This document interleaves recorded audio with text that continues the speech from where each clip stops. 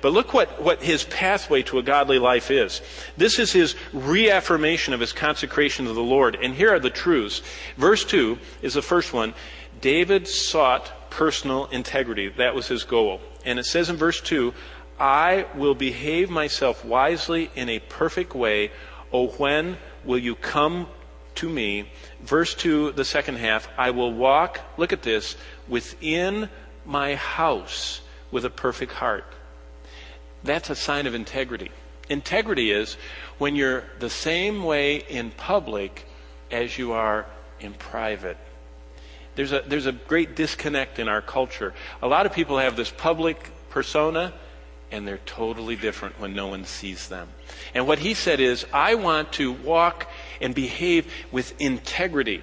And he says that I have made and sought as a goal in my life to behave wisely in a perfect way, to walk in privacy with a perfect heart, and to have personal integrity. Integrity is when your private life and your public life match up.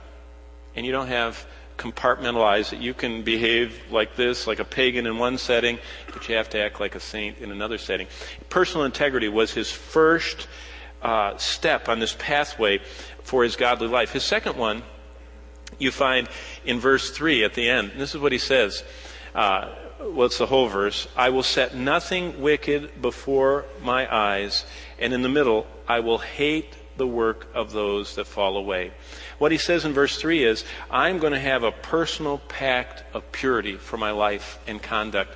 I have made a resolve, verse 3, the first part, I will never put in front of me, in front of my eyes, anything wicked. He said, wickedness will never be a conscious, chosen part of my life. He made a personal pact of purity. Then he goes on, look at verse 3, the second half. He says, it will not cling to me. And I remember in the olden days when we used to have a horse barn and it was my turn to muck the barn. And we raised goats and all kinds of smelly creatures when I was growing up. And I remember I would go down there and I would pitchfork all that stuff out of there. But because I loved my mother, I would always scrape off my boots and leave them outside because I didn't want to bring the muck of the barn into the house that she worked so hard to clean. Look at David's heart right here. In the 101st Psalm, in the 3rd verse at the end. That's what? The wickedness, the works of those who fall away, verse 3, will not cling to me. He said this. He says, I have made a habit of scraping off anything that displeases the Lord from my life. Now, when we lived in New England, we lived on the coast, and there were a lot of fishing vessels.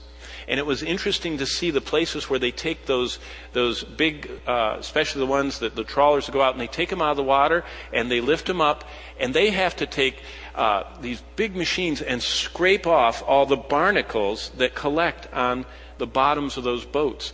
In their everyday life, stuff starts sticking to them, these creatures, and these creatures exude this coral-like, hard as rock substance, and pretty soon it grows out so that it stops the boat from going through the water, and there's so much drag that they're using too much fuel, so they dry dock them, and they jackhammer and sandblast and scrape all that stuff off.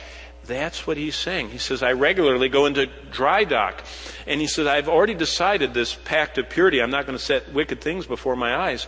But he said, just going through life, stuff starts, sometimes even consciously sticking to us. And he says, so I'm going to scrape that off. When I come in from the barn of life, I'm going to scrape my boots off.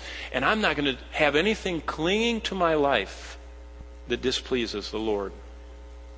Now think about that for a moment. Do you scrape your boots off?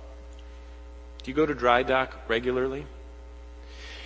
All of us in our life gradually see things that are wicked. Do you apply Hebrews 9:14? How much more shall the blood of Christ purge your conscience from works that lead to death?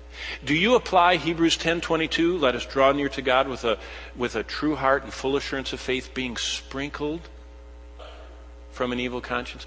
Do you apply that? David applied it. He said this, I want to make a habit. I want to scrape off anything displeasing to the Lord. That's the end of verse 3. I have a personal pact of purity. That's the beginning of verse 3.